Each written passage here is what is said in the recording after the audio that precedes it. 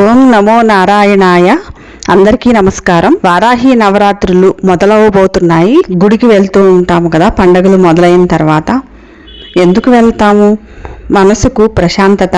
అక్కడికి వెళ్ళగానే ఏదో పాజిటివిటీ. అయితే అంత ప్రశాంతతని, పాజిటివిటీని ఇచ్చే ఆ దేవాలయం, ఆ స్వామి కొలువైన ఆ స్థలం, లేకపోతే అమ్మవారు కొలువైన ఆ స్థలం మనం ఎలా ఉంచాలి?